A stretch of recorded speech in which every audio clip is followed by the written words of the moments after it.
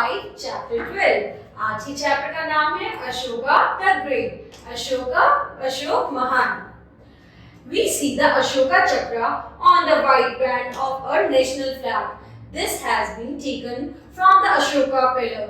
Emperor Ashoka was the son of Bindusar, Chandragupta Maurya's son. Ashoka built a pillar of lion, stupas and sculptures. हमने अशोका चक्र जो है वो अपने national flag पे तो देखा ही होगा। जो अशोका थे वे चंद्रगुप्त मौर्य और बिंदुसार के पितृ थे।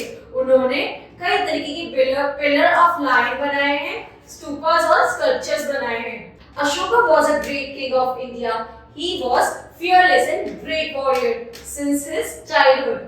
He took in his possession the state of Magadha by his courage, wisdom and bravery. During those days, with a view of expanding the kingdom, king would fight wars. Kalinga was not a part of his kingdom, so he attacked Kalinga with a huge army. He won the battle. Thousands of men and women, children died in the war. अब जो अशोका थे वो एक बहुत ही महान राजा थे हमारे भारत के। वो बहुत ही ज्यादा फेमस, निडर और बहादुर थे।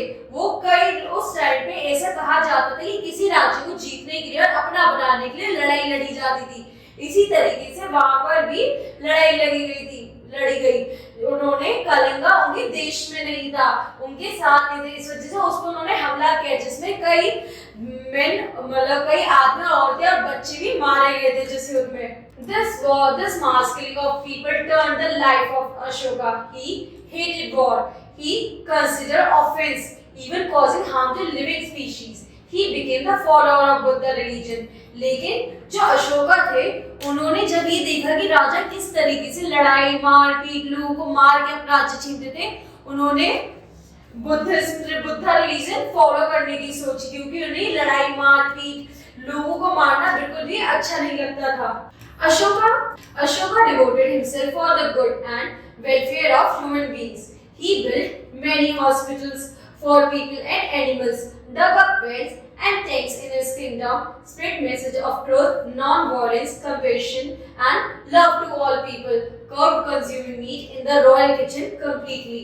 अब अशोका ने अपने आप को दुनिया के अपने लोगों के लिए वेलफेयर, उनकी अच्छाई के लिए पूरा डिवोट कर दिया था।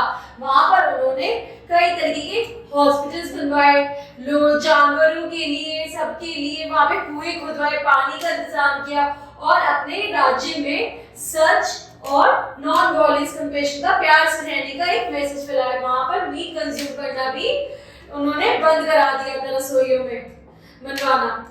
Ashoka built many stupas. Among them, stupa of Sachi is very famous.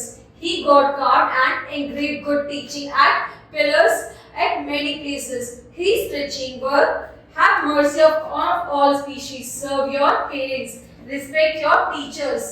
अब जो अशोका थे उन्होंने कई stupas और कई structures बनवाए थे, उनमें उन्होंने काफी लर्निंग यानी सीख भी थी।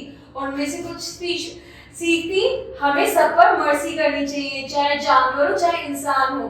सर्व योर पेरेंट्स, हमें अपने माता पिता का ध्यान रखना चाहिए। रिस्पेक्ट योर टीचर्स, हमें अपने गुरुओं का भी ध्यान रखना चाहिए।